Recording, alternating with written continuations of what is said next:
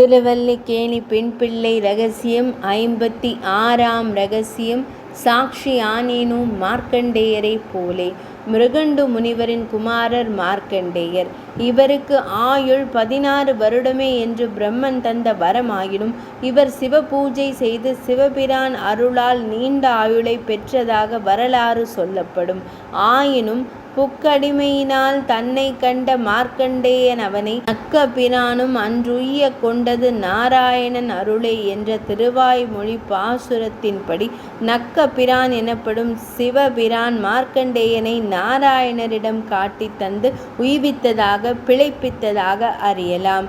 மார்க்கண்டேயர் நாராயணர் அருளால் நீண்ட ஆயுள் பெற்றதை மார்க்கண்டேயனுக்கு வாழுநாள் இண்டை ஈசனுடன் கொண்டு செல்ல கண்டு திருவாய்மொழி பாசுரத்தின் மூலம் ஆழ்வார் காட்டி தந்தார்.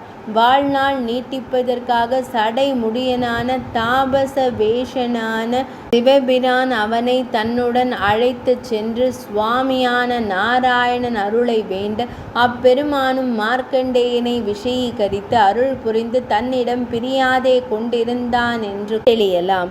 மகாபாரதத்தில் ஆரண்ய பர்வத்தில் மார்க்கண்டேயர் தருமருக்கு நாராயணரை சரணம் புகும்படி உபதேசம் பண்ணுவதை காணலாம்.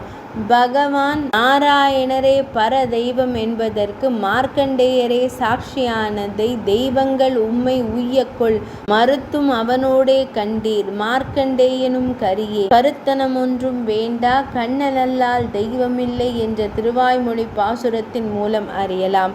இதன் பொருள் தெய்வங்கள் உம்மை உய்யக்கொள், நீங்கள் பற்றும் ருத்ரன் முதலான தேவதைகள் உங்களை ரட்சிக்கும் இடத்து இதில் நாங்கள் தாமாக அக்ஷரமாகையாலேயே அல்லமே அற்றவர் ஆகையால் மறுத்தும் அவனோடே கண்டீர். நீங்கள் பரம புருஷனை விட இவர்கள் பற்றத்தக்கவர் என்று பற்றினாலும் இவர்கள் உங்களை அவன் பக்கலிலேயே கொண்டு போய் விட்டன்றோ ரட்சிப்பது.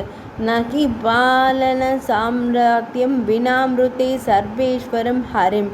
சர்வலோகேஸ்வரனான ஹரியை விட்டு வேறு யாரும் ரட்சிக்க வல்லவர் இல்லை என்று பிரமாணம். மார்க்கண்டேயனும் கரியே. இவ்வார்த்தைக்கு சாட்சி ஸ்ரீ மார்க்கண்டேய பகவான். கரி என்று சாட்சிக்கு பேர். மார்க்கண்டேயன் நெடுநாள் ருத்ரனை ஆராதிக்க ருத்ரன் அவனிடம் நெடுநாள் நீ எம்மை ஆசிரியித்து வீண் போக ஒண்ணாது உனக்கு ஒரு புகழ் காட்டி தருகிறேன் அங்கு கிட்டு என்று சர்வேஸ்வரன் பக்கலிலே கொண்டு சென்று அபேஷித்ததை தலை காட்டி தந்தான்.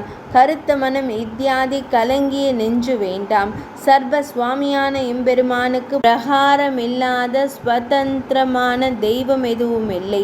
நாட்டினான் தெய்வங்களாக அத்தெய்வநாயகன் தானே என்கிறபடி சர்வேஸ்வரன் தனது நியமனப்படியாக இவர்களை தெய்வங்களாக ஆக்கி வைத்துள்ளான்.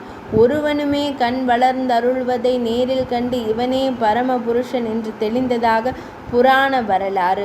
இதனாலும் மார்க்கண்டேயனை சாட்சி எனலாம்.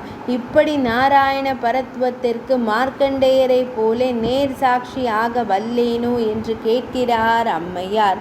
56ஆம் ரகசியம் நிறைவடைந்தது.